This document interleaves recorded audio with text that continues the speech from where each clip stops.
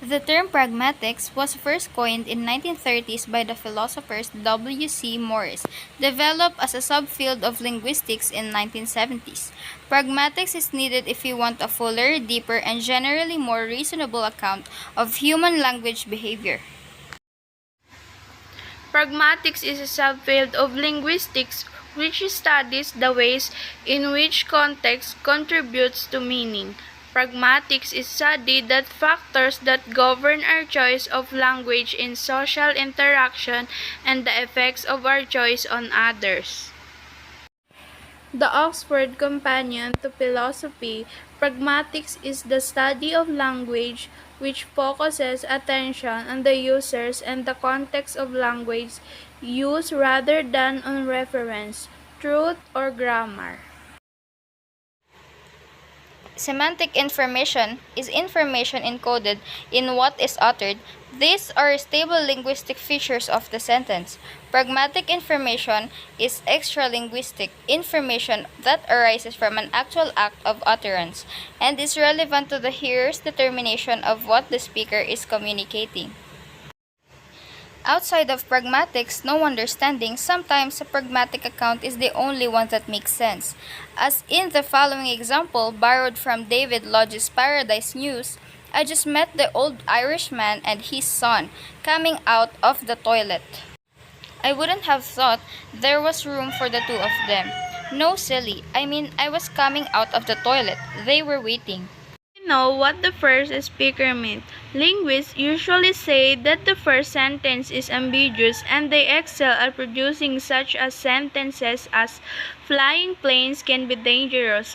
The missionaries are ready to eat. What is meant by ambiguous? A word, phrase, or sentence that can mean either or the other of two things.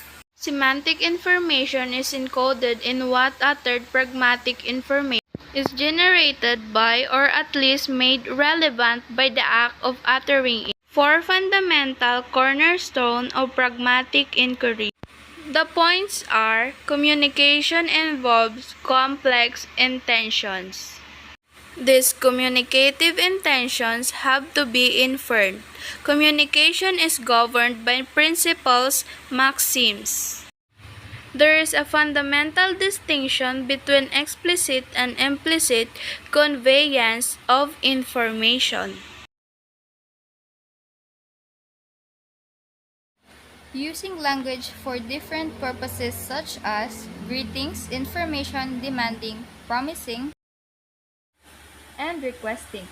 Changing language according to the needs of a listener or situation, such as talking differently to a baby than to an adult, giving background information to an unfamiliar listener, speaking differently in a school than on a playground.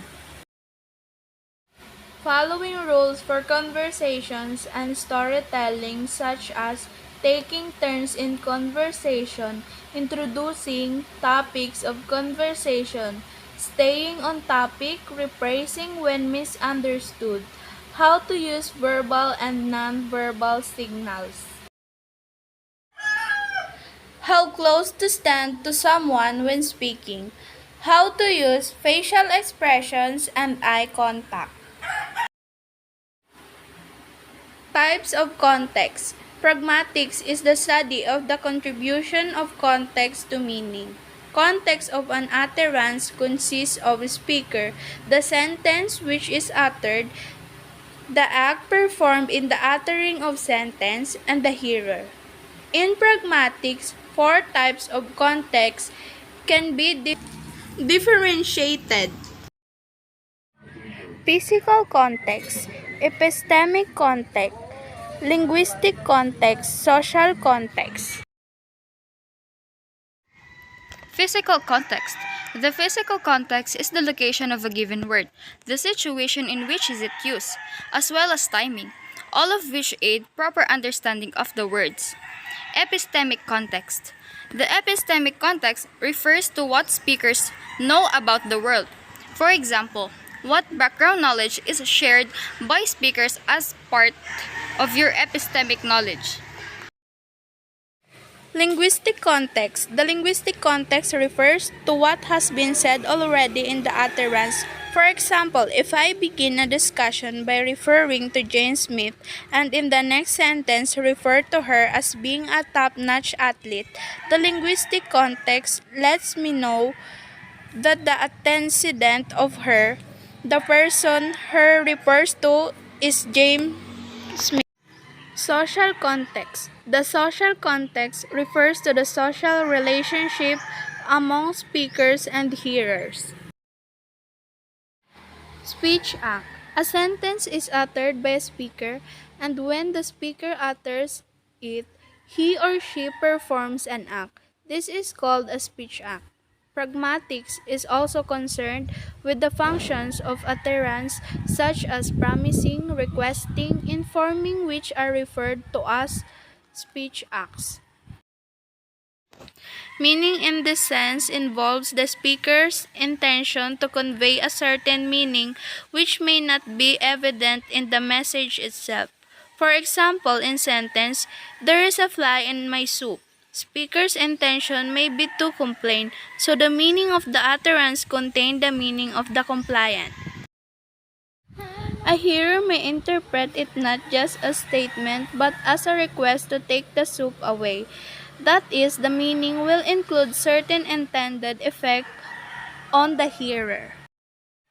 The consideration of meaning as a part of the utterance or speech act was initiated by the philosopher J. L. Austin and developed by J. Searle by H. P. Grace.